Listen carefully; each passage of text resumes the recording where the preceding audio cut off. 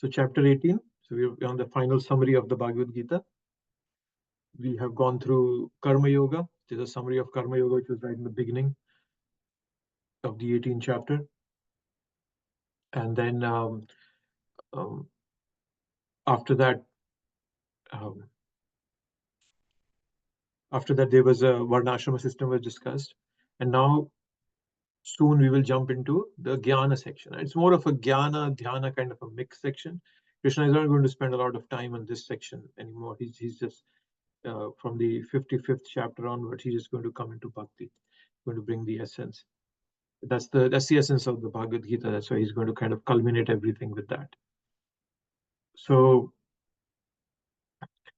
up to 44, we read that Krishna was talking about the different varnas and what their qualities are, what is their guna and karma. Right? So from 45, we will come into now talking about how we should do our duties, whatever our duty we have. We just follow that. Not try to do somebody else's duty. Just do our own duty, whatever we have, and according to our guna and karma. That's what Krishna keeps asking. Chaturvarnya Maya system, guna karma. According to the four gunas and karmas,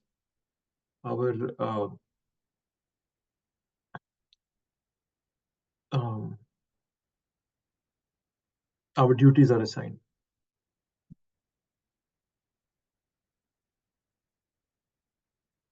So now he will focus on how to do those duties.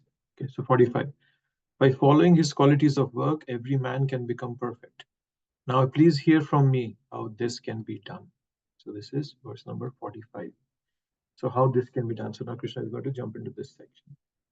So how can we work in a way where we can attain perfection? All the work that we do can be spiritualized. So we can attain perfection.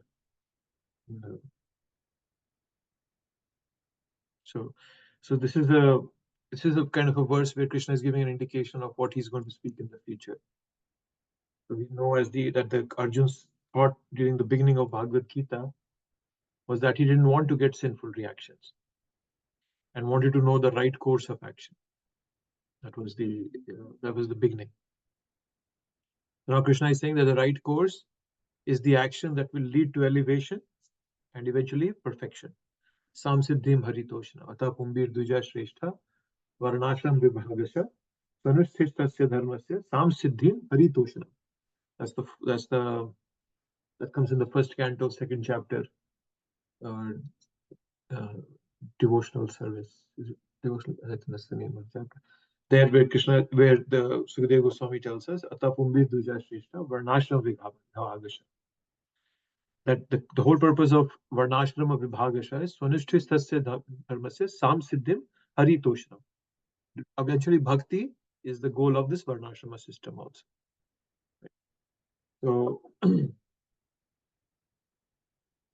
So Krishna is talking about the work that is being done. So the work, and then in the last sections, in the last 4 verses, we have heard that it's not based on birth, it's based on quality. What qualities we have will define what varna we are in. And sometimes people, a Brahmana can become a Kshatriya, or a Kshatriya can become a Brahmana. Those exchanges can happen.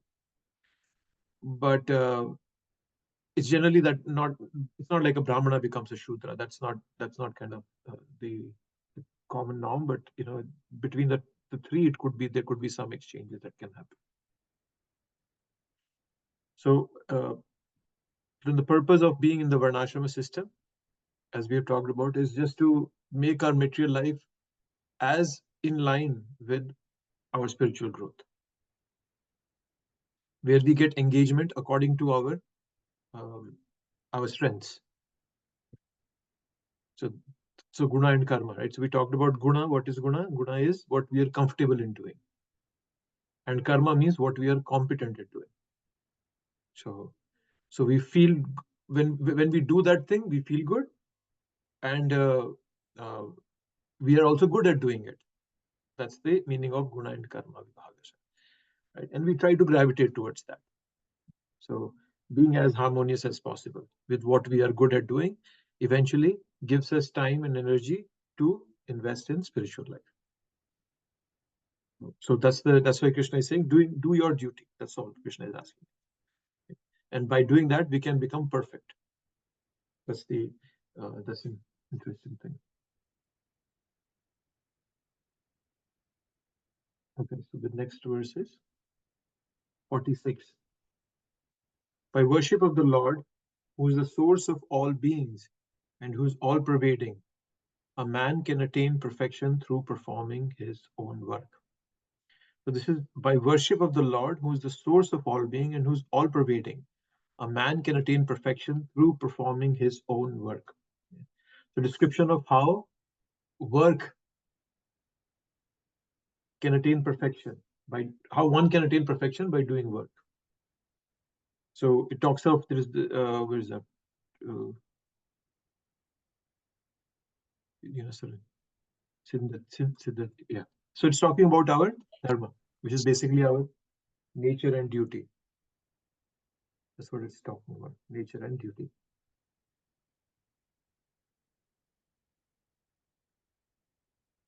Yeah. So doing our dharma. A man can attain perfection through performing his own work, who's the source of all being and who's all pervading. Yeah. So here, Krishna is, this is the, how to say it, this is the verse that is probably the closest to the concept of, what do you call that? Work is worship, kind of. That's one thing that people generally say is the message of Bhagavad Gita. If you ask some people, they say that that's the message of Bhagavad Gita, but it's not. So this is the, it's not that work is worship, but with work, we worship the Supreme Being. So there's a difference in that. So Krishna is not saying work is worship. He's saying worship the Lord with that work that you're doing. But he's not, at this point, he's not talking about Bhakti Yoga. This is not necessarily Bhakti Yoga. That's why he keeps talking in the third person. And he's talking from a perspective of people who may not know who the all-pervading absolute truth is. Right? But he's told that he's the source many times, but still people don't understand it. So that's a challenge people have. He's told it across Bhagavad Gita, aham sarvasya prabhavo ata sarvam pravartate. Sarvasya chaham hridaya sanivishta. So many times he points out that he's the supreme. But then people still don't understand. So that's why Krishna is saying that then whatever work you are doing, you do it for me. You worship me through that work. And how do we do that? By offering that work to Krishna, offering the results of that work to Krishna.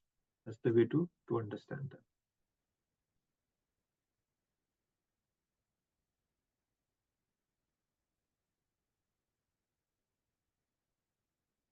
Just see what Prabhupada is saying.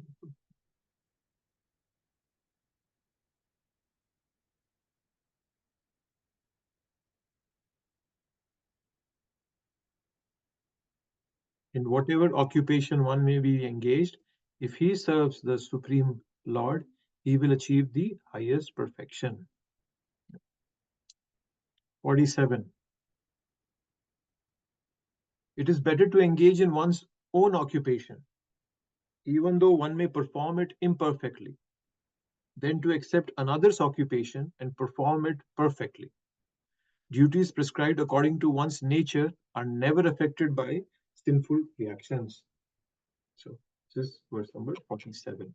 Shriyan sadharma viguno paradharmatsu nushtatat subhavaniyatam garma kurvan napnoti kilvisham. Kilvisham is sinful results. Right? So for Arjun, his dharma is to fight. His dharma is not to forgive. That's not his dharma. Right? So, but he was trying to go away from his dharma, and that's what Krishna is doing, pulling him back to his dharma.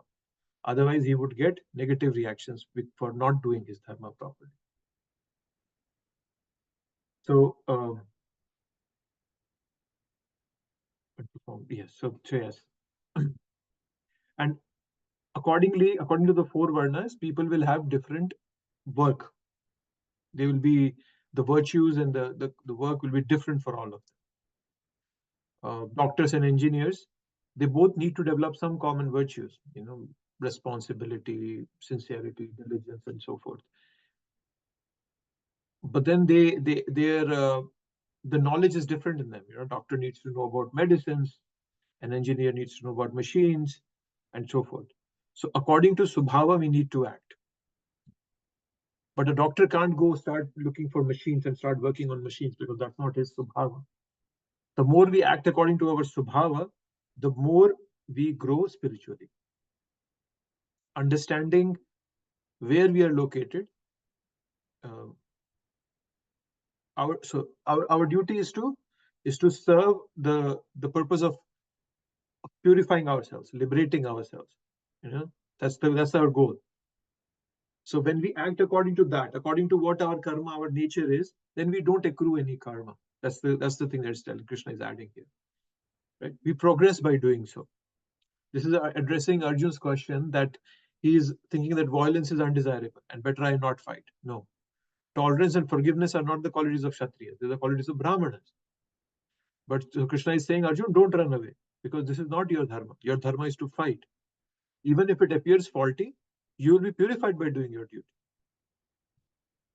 You cannot, if there are many patients in a hospital, they cannot exchange their medicines with each other. Each person has a specific medicine made for him or her. So now somebody can ask that, okay, how can I attain Krishna by doing my duty? Somebody can ask this question. So what happens is that even in the 12th chapter, 12.8 to 12.11, Krishna mentions how the progression happened. So what happens is that when we gradually do our duties connected with Krishna, then that person gradually elevates and comes to the level of love.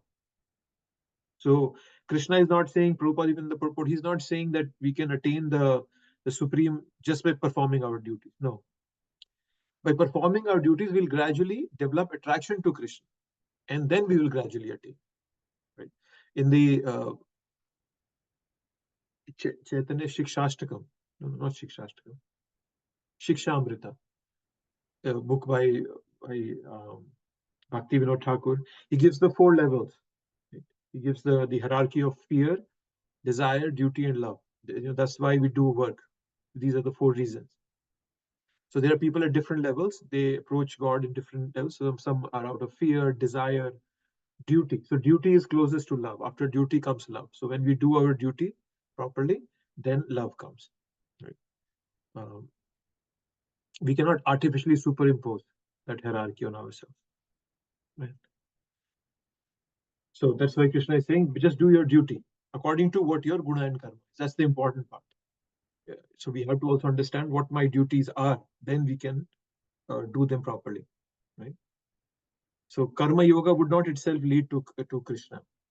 But if the karma yoga is done in Krishna consciousness, in association of devotees, then it matures into bhakti. That is why Prabhupada focused a lot on services. So when we do services, even though our mindset is not that of a service right now, of being in Krishna consciousness, it eventually leads to our purity.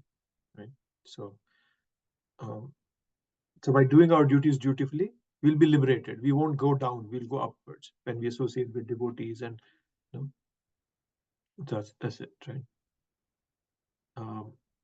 So in the 12th chapter, I think it was 12.8 to 8, 9, 10, 11, 12, I think those 4 or 5 verses. And so Krishna says, you fix your mind. That's the first thing Krishna says. Fix your mind on me. Atha chittam samadhatum. Then he says that if you can't fix your mind on me, atha chittam samadhatum nastaknoshi maistanam abhyasa yogena tato mam ichchaptum tanai. Then you follow the regulative principles of bhakti, which is same as sadhana bhakti that we all are doing. Right? If you can't even do it, then you do work for me. Right?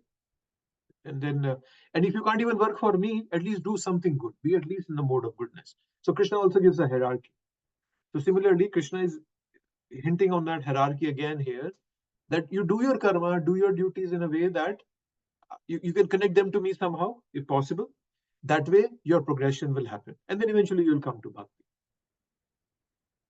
So that's why what Prabhupada has given us is perfect, because even though we are doing our duties, we have families to take care of, mortgages to pay, and so forth, we are those duties are being they're adding on to our spiritual bank account, and then eventually we will come to the platform of bhakti. We'll be having a loving relationship with Krishna. That is why Krishna is focusing on doing our duties.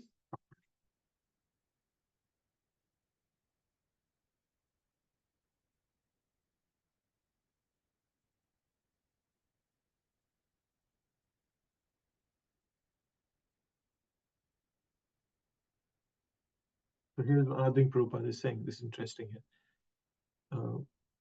One should act to satisfy the Supreme Lord. For example, Arjun was a Kshatriya. He was hesitating to fight the other party. But if such fighting is performed for the sake of Krishna, there need be no fear of degradation. So when we understand that the condition I am in, that the kind of guna and karma that I have been given, it's coming from Krishna to me. So I should do it to the best of my capacity. Then I'm making progress in it. So, yeah.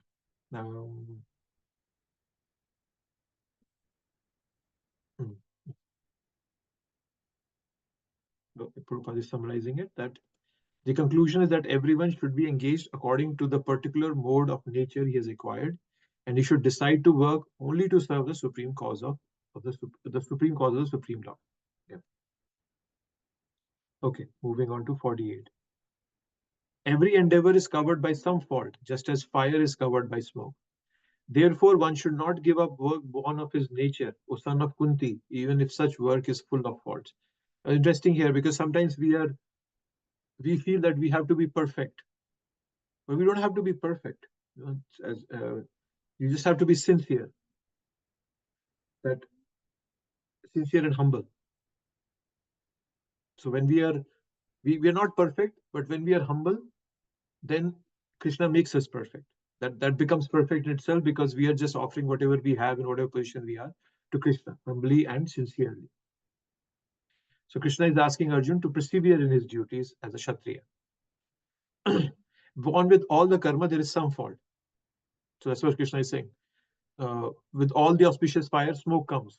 Smoke is not desirable. Fire is desirable. Smoke is not. So just do, there will be some smoke, but just keep living with it. Okay? So the whole section is telling us, do your dharma and be elevated. So when we spiritualize our karma, we have to focus on what our intention and motivations are. Right? We talked about strict, serious, and sincere. So intention means that one does one's sadhana regularly, by which one has a strong, steady relationship with Krishna. So if we continue to do that year after year, then our life becomes reoriented towards Krishna. We avoid sinful professions, but some profession might require activities that are not appropriate. That is why Krishna is saying, don't worry, there will be some faults. For example, Vaishyas have to lie sometimes. And Prabhupada was talking about this earlier with the purport before this. Kshatriyas have to kill. So don't just give up your duty because there are faults in it. Right? We try to avoid as much bad karma as we can. But if there it is, we understand that it is a part of world. Right? Every day we are breathing, there is so many microorganisms going into our mouth, they're dying. We're walking on the street, so many ants killed, so many other microorganisms get killed. We clean our house, there are spiders somewhere in the corner making their own, webs. We sometimes, kill them. So we don't necessarily overdo or overthink in this path, because as long as we are in this body, imperfection is going to be there. We are not going to become perfect in this body itself. So whatever we are going through, we don't try to make it worse, but then we don't try to run away from it either. It's a part of life. So we have to free ourselves from contamination. That will only happen with bhakti. We can transcend it all by serving Krishna. So this world is it's a broken place. It's a very compromised place. It's a negative place, and we cannot avoid that negativity. Right? So Arjun was thinking more from a Brahmanical point of view. And he's saying, let us forgive, let us avoid violence. Krishna is saying, no, but you're not a Brahmin. right? So that's the confusion. That's the confusion Arjun had. And that's why he had to surrender. Karpanya dosho pahata subha. Ichhamiham dharma samudha cheta. Because he forgot what his dharma is. Dharma comes in that famous verse 2.7. And he was not saying that, he was not saying that he's forgotten his dharma. He was bewildered about what his dharma is. What should I follow? So Krishna concludes by saying that first you should follow your Kshatriya dharma. That's what was the second chapter, 30th verse, approximately close to 30th verse. That was all about it. Swadharma. There was a mention of Swadharma there also. But then as Krishna goes on towards the end of Bhagavad Gita, he said, you follow your spiritual dharma of bhakti.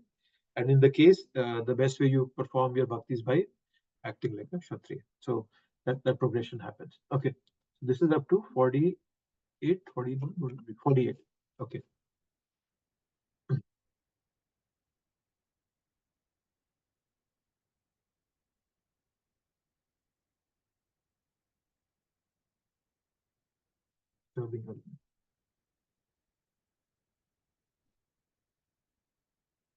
Yes. So when a particular type of occupation is performed for the satisfaction of the Supreme Lord, all the defects in that particular occupation are purified.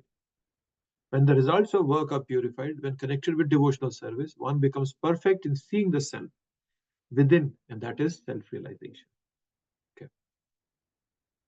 So here, 48 is where this section ends. So just to give you a recap, initial verses, there were a few verses where Krishna talked about karma yoga right in the beginning of this chapter. Then came, a karma yogi. Who's a karma yogi? They were action. What were the 5 modes of action? 5 factors of action. They were the modes. Then Krishna talks about modes, and then in this section that we just concluded, karma yoga offered to Krishna. So Krishna is saying that eventually, right? So karma yoga offered to me. So you should not give up work, but instead you should try to offer it to me. And now from here, from 49 to 55, Krishna is going to talk about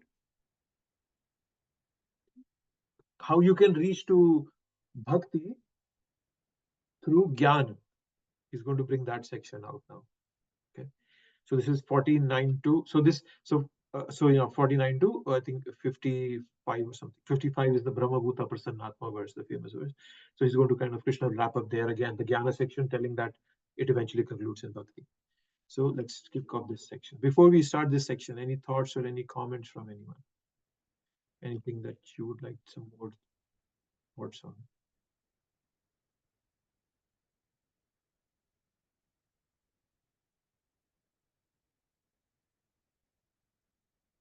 No? Okay. Prabhuji, 1847, Kilbisham, that word, sinful reactions. So reactions that we're getting from the Supreme Lord, right? Never affected by sinful reactions. Yes. So they are not degrading in nature. That's what Krishna means. Sorry, I didn't get your question fully. If you could please repeat. So these are reactions that from our action. Like these are things that, like if we get punished or we get, things like that. Yes, it's because of our own actions. Yes. Like Prabhupada is giving this example, right? If a Kshatriya is doing his duty, engaged in his occupation, kills an enemy, there is no sin in it. But if the same Kshatriya kills for his own self, then there's sin incurred, then he goes to jail. So even Brahmanas, Prabhupada is giving the example that they kill animals. They sacrifice animals, but then that's not like the animal killing that people are doing for eating. So the Brahmana does not incur sin because of that. So there is no sinful reaction there. That's what it means, kilbisham. Is that what you were asking, Madhi? Yeah, Prabhu. Thank you. Yeah. So let's go 47, 48, 49. So yes, 49, you will see that the tone changes. Krishna is now into more of a Gyan kind of a tone. One who is self-controlled and unattached and who disregards all material enjoyments can obtain, by practice of renunciation, the highest perfect stage of freedom from reaction. Right? So, yeah, here's 49 is kicking off. So, self-control, unattached, disregards all material enjoyment, can obtain by practice of renunciation the highest perfect stage of freedom from reaction. So Krishna is again telling about knowledge, right? So how do you control yourself? You're not attached, and then disregarding all material enjoyment. So Krishna is again coming to the jnana part, as I mentioned to you. So let's see what Prabhupada is saying. The stage of mind is called yoga rudha, or perfectional stage of yoga. One who is satisfied in himself has no fear in any kind of reaction from his activity. So the word yoga rudha, I think Prabhupada explains this in one of the verses. We have to quickly find that. It's I think the 6th chapter. And the Prabhupada explains this in more detail, the word yoga rudha that he's talking about here. So this person that is being talked about here, self-controlled, unattached, detached from material enjoyment. So this person is a yoga rudha. That's what Prabhupada is explaining to us. And yoga rudha, what does it give? Let's see if we can find more detail.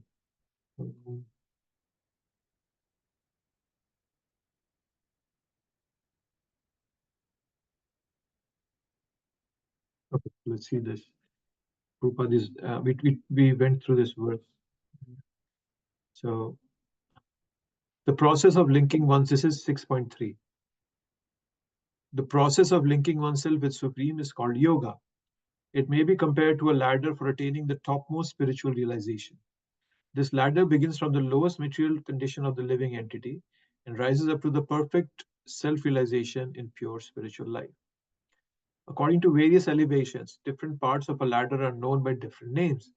But all in all, the complete ladder is called yoga and may be divided into 3 parts, namely Jnana Yoga, Dhyana Yoga, and Bhakti Yoga. The beginning of the ladder is called Yoga Rurukshu, and the highest rung is called Yoga Rudha. So concerning the 8-fold yoga system, attempts in the beginning to enter into meditation through regulated principle of life and practice of different sitting postures are considered fruitive material activities. All such activities lead to achieving perfect mental equilibrium to control the senses. When one is accomplished in practice of meditation, he ceases all disturbing mental activities. A Krishna-conscious person, however, is situated from the beginning on the platform of meditation because he always thinks of Krishna. And being constantly engaged in the service of Krishna is considered to have ceased all material activities. So Prabhupada is telling us that a Krishna-conscious person is yoga rudha from the beginning. So that's the beauty of the process that we are following, that we don't have to go through all the cycles which other people have to go through, yoga rurukshu and yoga rudha. So such a person is called a yoga rudha. So such a person is always focused in Krishna. Then 15. O son of Kunti, learn from me how one who has achieved this perfection can attain to the supreme perfectional stage Brahman, the stage of highest knowledge, by acting in the way I shall now summarize. So here Krishna is not calling himself as the perfectional stage, he's calling the Brahman, because the discussion here is about the Jnana Yogis. For Jnana Yogis, this perfection is Brahman platform. It's not Krishna. So that's why Krishna is saying this here. We should not confuse that Krishna is saying that Brahman is the highest. So in the, which verse was that? 1426. Brahma bhuyai kalpate. Brahma bhuyai kalpate. Which verse was that? 1426. 1426. Where Krishna mentions that and he says, 27. So 1427, he says, Brahmano hi pratishthanam, amritasya vyayasya cha, shashvatasya cha dharmasya, sukhaya kantikasya cha, I am the basis of the impersonal Brahman, which is immortal, imperishable, and eternal, and is the constitutional position of ultimate happiness. So Krishna is not saying that Brahman is the highest. Krishna is highest, but for the jnanis, they cannot understand Krishna. Krishna is saying, okay, fine, for you, this is the perfectional stage. And now Krishna is going to summarize, because this is the jnana section. This is which verse? 50. Yeah. So, let's see, Prabhupada is adding what is here.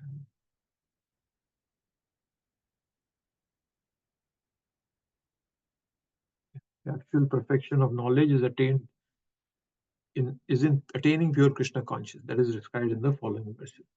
Okay. So 51 to 53, we'll now see this section. So this is the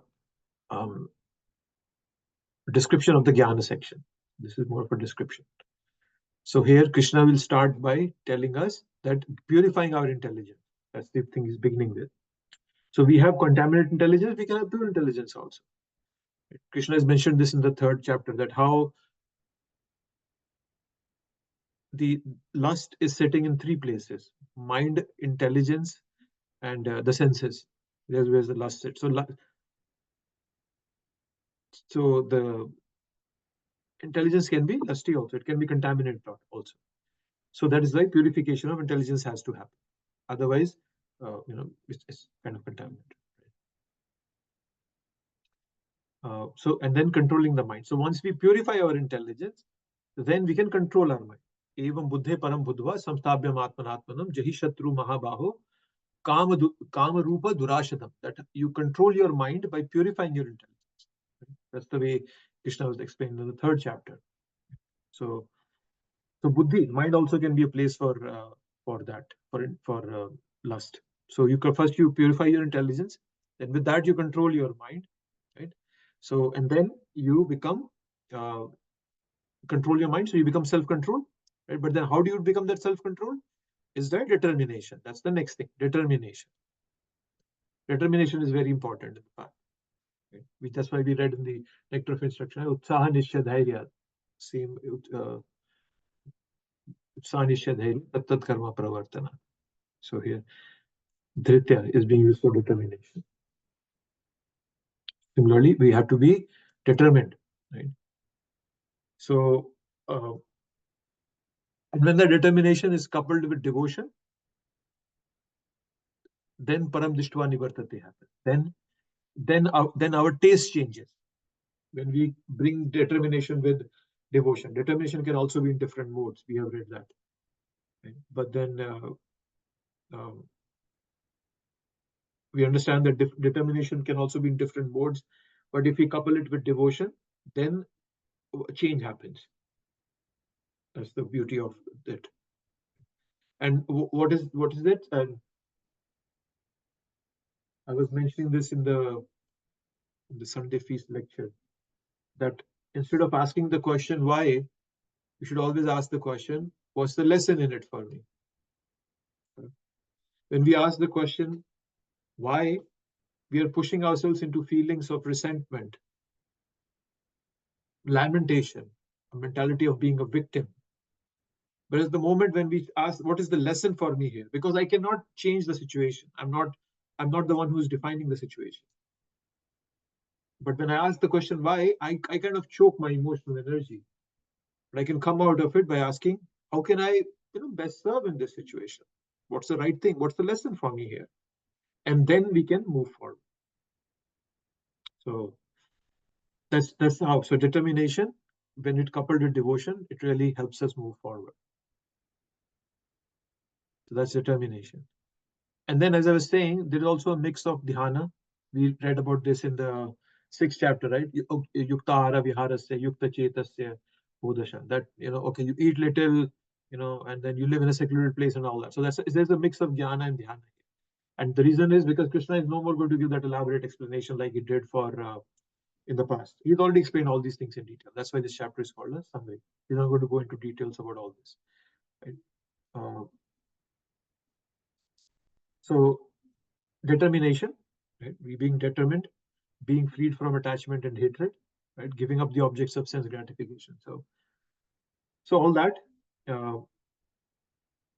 is needed in to progress towards bhakti. So this is eats little. That's what it is. When we eat more, our senses become strong, and one is tempted to enjoy more. That's why eating less. Obviously, we're not going to starve ourselves, but eating less. Prabhupada would always say that you eat 50%, you fill your remaining 25% of stomach with water, and then leave 25% of for air so that digestion can happen. That's what he said. Obviously, it's easier said than done to practice it, but yes. So by eating less, one can restrict senses from becoming too strong. And then he keeps the body, mind, and speech under control. Right? So then body, mind, and speech. He's in trance, he's detached, false free from false ego, false strength, false pride, lust, anger, acceptance of material things. So yes. So freeing himself from all that. Arrogance. So if you're arrogance is, when we take too much when we are too much dependent on ourselves. If we rely just on our one's own strength, that's arrogance. So we have discussed anger, we have discussed Kam, Krodha, we have discussed many a times. Then also we give up our possessiveness, and all this makes us peaceful. And what is the end of all this? Is elevated to the position of self-realization. Krishna uses Brahma Bhuyaya Kalpate. This was also in the, as I was saying, the 1426, I think. 1426. So Brahma Bhuya Kalpate. Mam Chaya Vicharena Bhakti Yogena Sevate Saguna Samatitaitan Brahma Bhuya Kalpate. So one comes to Brahma Bhuya Kalpate, to Brahman platform. Yes. And so Krishna was telling in the 14th chapter that Bhakti brings you to the Brahman. So Bhakti is next. It comes after Brahman platform. Right? So that is why Prabhupada said that one who practices Bhakti, all these are already attained. The goal of jnanis and dhyan and dhyan yoga and so forth. Right. So we can attain perfection by that. Okay. This is 50, 53. 3 verses were there clubbed together. 50 and 53. Okay, 54. This is a famous verse. Brahma bhuta prasannatma na shochati na kankshati samha sarveshu bhuteshu mad bhaktim labhate param. One who is thus transcendently situated at once realizes the supreme Brahman and becomes fully joyful. He never laments or desires to have anything. He is equally disposed toward every living entity. In that state, he attains pure devotional service to me. So consistent practice of the activities that have been mentioned in the verses 50 to 53, detachment from material, all that thing, we can connect with the spiritual. Okay.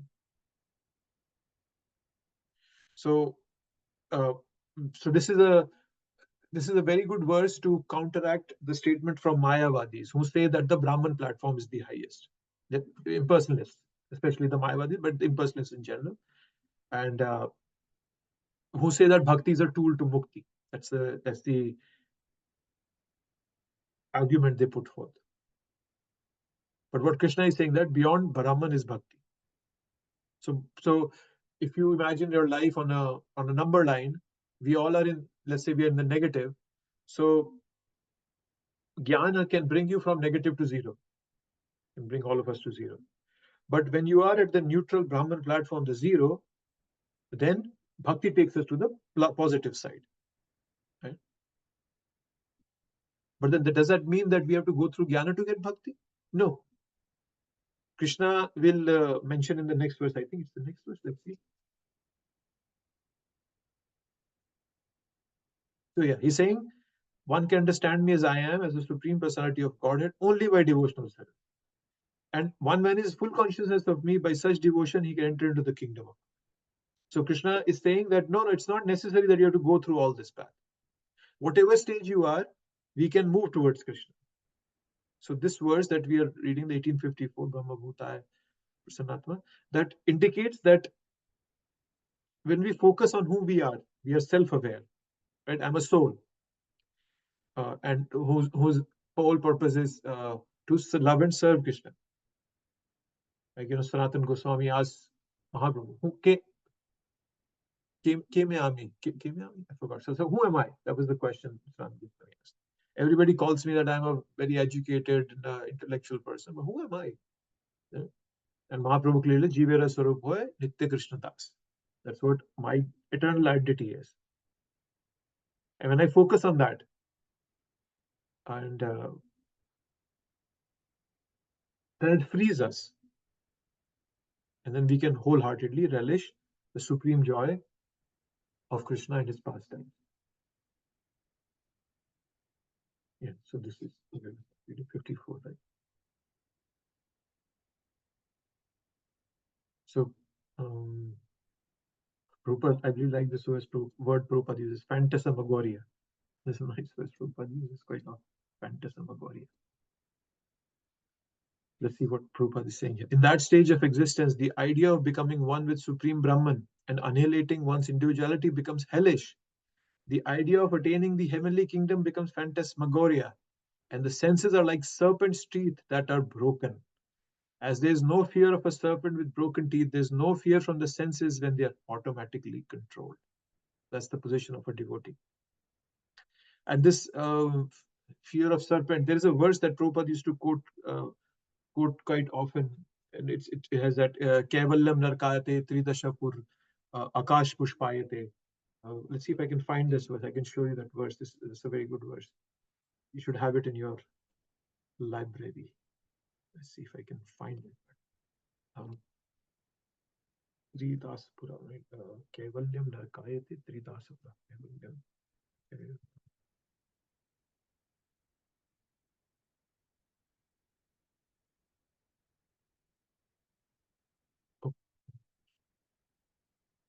Oh, let's see if I can find it. Okay, I'll show you which verse Prabhupada is referring to when he's talking about this Kevalya. So this is the verse. This is coming in 5:17:3. Kevalyam narkayati tridasha pura akash pushpayati. Durdante indriya kala sarpa patali protkhat damshtrayate. Vishwam purna sukhayate vidhi mahindra adish chakitayate. Yat karunya kataksha vaibhavatam tam gauram evasthuma. So Prabhupada then explains that. Is he explaining this somewhere? No. This is the verse actually. So here it says, Kala Sarpa Patali. So, Protkhat Damstrayate. So, a serpent whose teeth are broken, it doesn't elicit any fear. Nobody will be fear of that kind of a snake. It comes from Chaitanya Chandramrita. This is written by Prabodhananda Saraswati, the book by Prabodhananda Saraswati. That's what Prabhupada is referring to. And he's no more the phantasmagoria. He's no more attracted to the idea of heavenly kingdom and so forth. That's the state of a pure devotee. So that's 1854. Yeah. And let's come to 1855. This is continuation. So after 54, so we notice that in 54 up to 53, Krishna was talking about Brahman. So 50 to 53, Krishna talks of Brahman, elevated to a position of self-reliance, Brahma Bhuvaya Kalpa. And in the earlier verse with that, here he also did Brahman. He was talking about Brahman. And this is 50. And 49, say 49. But he was talking about the Jnana section. But then he's culminating the Jnana section again in Bhakti. So just kind of as the chapter is a summary, Krishna summarizes the Jnana section quickly. But he says that eventually you have to attain pure devotional service to me. That is your perfection. That's what Krishna is. And that's what 55 again, Krishna is just repeating that. One can understand me as I am, as the Supreme Personality of Godhead, only by devotional service. Bhaktya mam abhijanati. Bhaktya mam abhijanati. Only by devotion can you understand. And when one is in full consciousness of me, by such devotion, he can enter into the kingdom of God. So this is 55. So what happens after one gets bhakti? One can know Krishna in truth in bhakti. Right? In 4.9, the verse was Janma karma cheme divyam evam yoveti tatvatah takta deham punarjanma naiti mameti suarja. So there also tatvatah was used, and here also Krishna is using the word yavan tatvatah. So the meaning of tatvatah is truth. Tatva means truth. So ways to know Krishna and return back to him is bhaktya mam abhijanati. Right? And then there's one interesting thing here which somebody can point out. Vishate tad antaram. So what it means, vishate means enters, tad antaram means thereafter. Now, impersonalists can present this verse by saying that, oh, vishate means enters, right? So vishate means that, oh, we enter Krishna, right? So, but then that's not the meaning. So Prabhupada has explained this in the purport. Let's see if we can find where was Prabhupada's part. I think Prabhupada gives an example of a green bird here. Where's that? Yeah, let's see. Okay, let's see. Okay, from here, we'll read this part. Let's see up to where Prabhupada is going with this. One should not mistakenly think that the word Vishate enters into me supports the monist theory that one becomes homogeneous with the impersonal Brahman. No. Vishate means that one can enter into the abode of Supreme Lord in one's individuality to engage in his association and render service unto him. For instance, a green bird enters a green tree, not to become one with the tree, but to enjoy the fruits of the tree. Impersonalists generally give the example of a river flowing into the ocean and merging. This may be a source of happiness for the impersonalist, but the personalist, that's devotees, keeps his personal identity like the aquatic in the ocean. Let's say that's the meaning of the word vishate. So we should not let any impersonalists come and tell us that, oh no, Bhagavad Prabhupada has given a wrong meaning of Vishate. This is what Vishate means. Vishate means Brahman is supreme, and we go and merge in Brahman. No. So Prabhupada is giving us a very clear understanding. And the whole Bhagavad Gita talks about it. No? Krishna says, Mamai Vamsho Jiva Loke, Jiva Bhuta Sanatana. That you are my part and parcel eternally. It was never that I was a part of Krishna and then I got separated from him. No, that's not the case. I was always a part and parcel. I was separate, a part of Krishna forever. Sanatana, eternally. That's in the 7.7. No, 15.7. So, yeah. So that's one important thing to remember here, the Vishate. So if you look at it, this section, 49 to 55, is talking a progression from Jnana towards Bhakti. Earlier section was about Varnashrama, duties of the 4 Varna and so forth. So then Gita progresses, Krishna progresses, saying that, okay, once you've done your karma, then you can come to Jnana. Then 49 to 53, Krishna talks of Jnana, right? Then 54 was talking about Brahma Bhuyaya Kalpa, the kind of an equanimity. Then, okay. But then after that, in verse 1855, Krishna says, Bhaktya Mama Vijanati. With bhakti, one can understand me. So the word that's being used, Vishate Tad Anantaram, is to be understood from the earlier verses that have come. What exactly does it mean? Because by itself, the word enters doesn't give us a detail. So Krishna has not made it a very specific word here, right? So, and the reason Krishna has not made it very specific is because he's also thinking about the Jnanis. He knows that the Jnani, so everybody has a choice. Jnanis also have a choice whether they can come to Krishna or they can merge in the Brahman. And so Krishna doesn't want to take that choice away from him. So he's saying, okay, you enter. So if you're a Jnani, that might be your goal, but that's not the goal of a devotee. So that's why Krishna has just kept it a bit nondescript.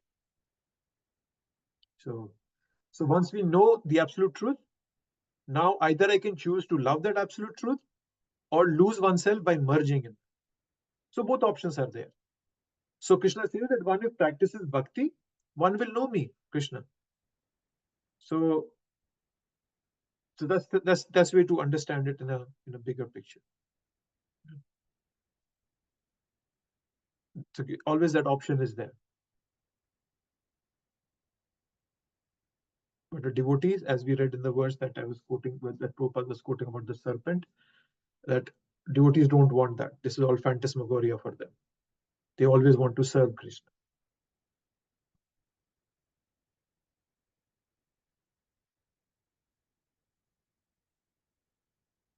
And 56. So from 56, now let's do engage now. My purity. Let me see. Out here.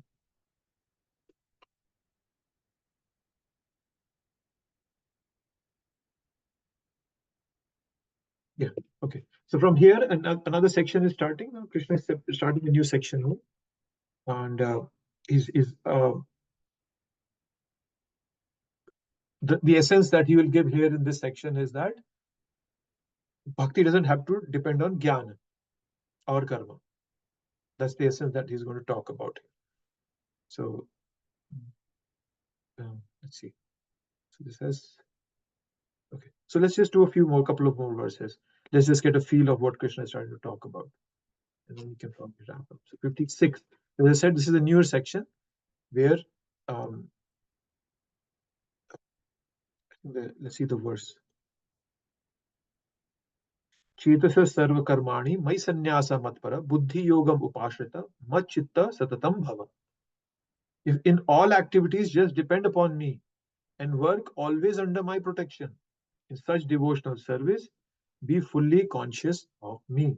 So just depend on Krishna. That's the beauty of what Krishna is telling us here. Just depend on me. You don't have to do anything else. And the same thing comes from the Srimad Bhagavatam. Brahma says, right? Tatyanukampam susamikshamano bhunjanivata kritam vipakam. That whatever is happening to me, I'll just tolerate that. I'll tolerate whatever is happening to me at this moment, and I'll just follow. I'll just surrender to Krishna. I'm not going to try to solve things by myself. Oh, no, I'll solve this, then I'll solve tomorrow, I'll solve that individually. No, a devotee never does that. He's saying, oh, I'll give everything to Krishna. I'll surrender everything to Krishna. That's the way we absolve ourselves of all this debt we have in this material world, all the karma, the baggage we are carrying. That's the way we absolve, we get rid of all that. We just declare bankruptcy. Krishna, I surrender to you. I can't handle this world myself. That's what means always under my protection. That's the meaning of this phrase, always under my protection. So whatever comes to me, I say it's Krishna's mercy. It's meant to purify me, right? And then I inherit the kingdom of God. Right? So don't try to, what Krishna is explaining here, don't try to get out of this world by adjustment. Don't try to keep adjusting situations every other day. Yeah. Simply take it as karma that is playing itself out and is coming as Lord's mercy to keep me in an alert stage of consciousness. And what's the alert state of consciousness? This world is not my home. Right? So that's there. And then I become fully conscious of Krishna. Depending on Krishna, working under his protection. These are the two important things. This kind of can sum up the whole Bhagavad Gita, this verse in itself. Just depend on Krishna in all activities and work under Krishna's protection. How do we do it? Whenever we make a prayer to Krishna for anything we have a problem in, we make a prayer to Krishna. Krishna, if you may so desire, this is the problem I'm going through. Please, if you may desire, please help me. So I'm not going to try to fix it. I'm not going to try to fix everything. Yeah? We try to fix one thing, another thing falls apart. That's going to keep happening throughout this life. So we don't try to do that. That's what Krishna means here. Depend upon me and work always under my protection. These are the two important things. We don't need to do anything else. And then we become fully Krishna conscious.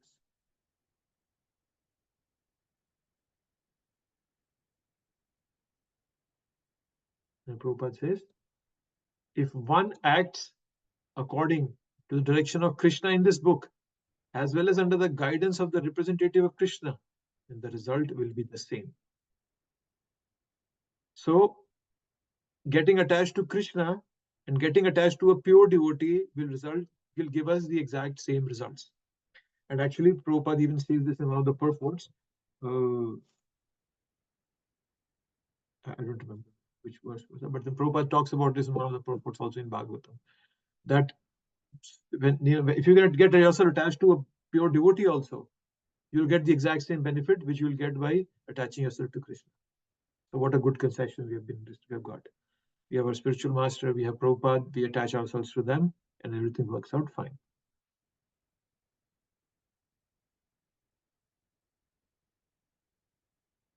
And then another thing that Prabhupada brings out, one should, however, note that after doing something whimsically, you should not offer the results to Krishna.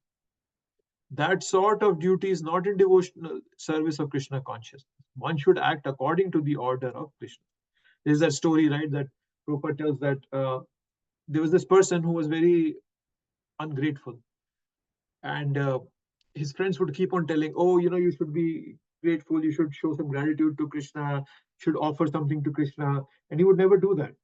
So one day, he was carrying I think, was it grain or something he was carrying on his head, and a wind blew and it blew away everything that was on his head, whatever he was carrying. It went away in the air. Then he said, oh, I offered this to Krishna. No, that's not the way. So that's not the way to offer to Krishna. So we should offer things according to the order given by Krishna, follow his order, depend on him, work under his protection, and then eventually, whatever the outcome is, we just let go. Krishna, I'm just rendering everything to you. Good, bad, I have nothing to take care. I have nothing to get involved in. It's all yours. And then Krishna, and then we become perfect.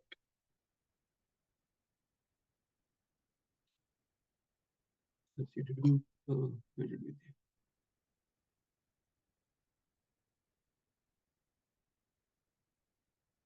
Yeah. So 57. Just depend upon me, work under my protection.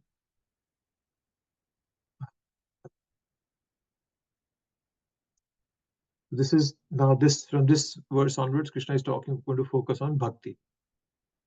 Right? As I was saying, this is the most directive verse of all the phrases for Krishna consciousness. Instructing, this is the very good instruction for us.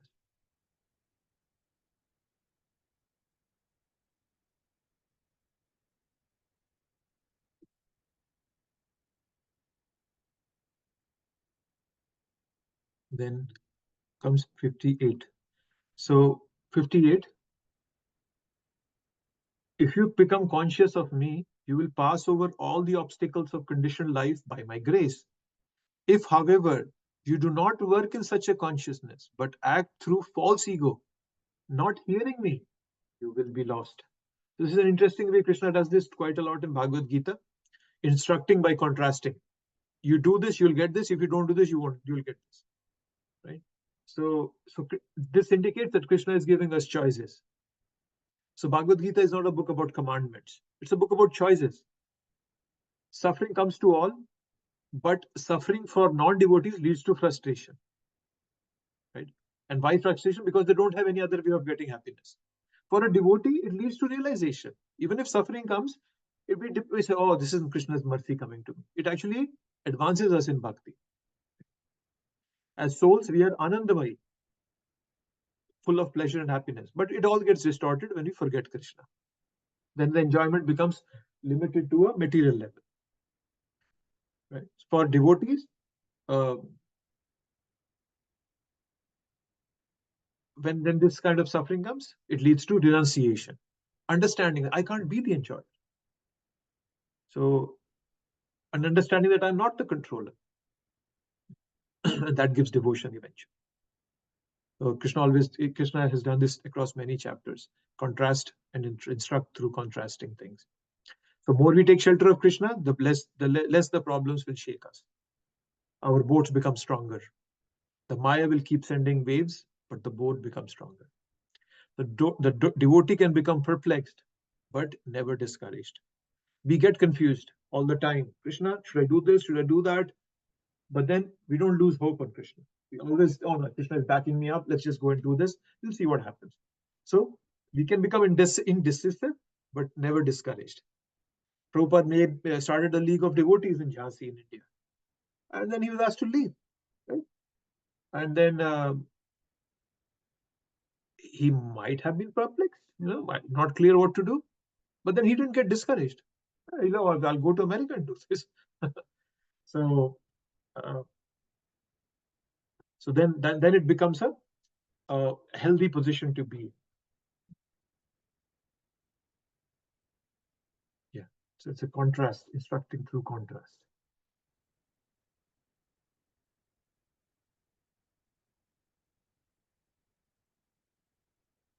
Okay.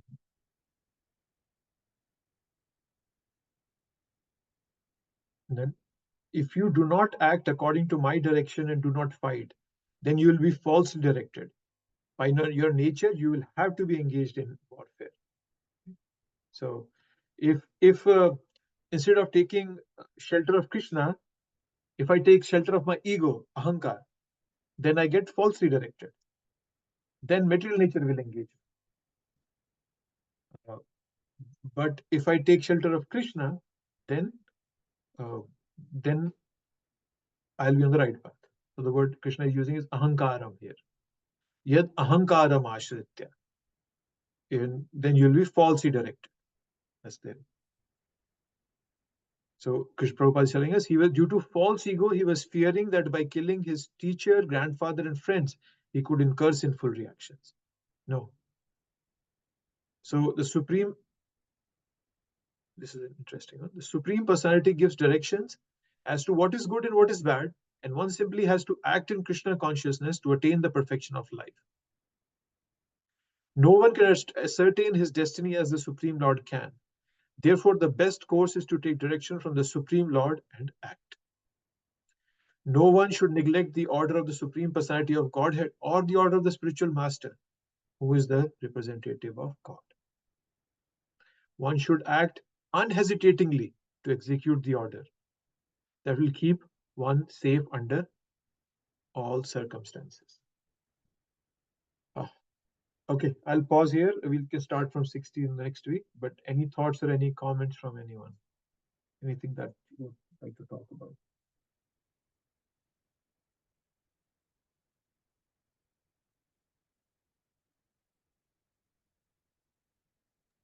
Prabhuji, I have an off-topic question. Just looking forward on the schedule, like when do you anticipate that we're gonna finish chapter 18? Well, next week, 72 verses. 72? 78. How many verses? 78. 78. So next week we should be able to wrap up 78, because the last few verses are just glorification of Krishna and Arjuna by Sanjaya. So last, I think 5 or 6 verses are like that. We'll be able to finish it next week, hopefully. So you didn't set the exam date yet, right? No, I have not done that. And I think we need the last chapter, the sample quiz, the sample questions. Yes, I'll add that today. I'll add that. Okay. The 17 and 18, I think I'm missing, yes. And the next book we're gonna start is Ishopanishad. Sri Shanapa. Yeah. Okay. Will be the next one. No, we have some travel in the fall of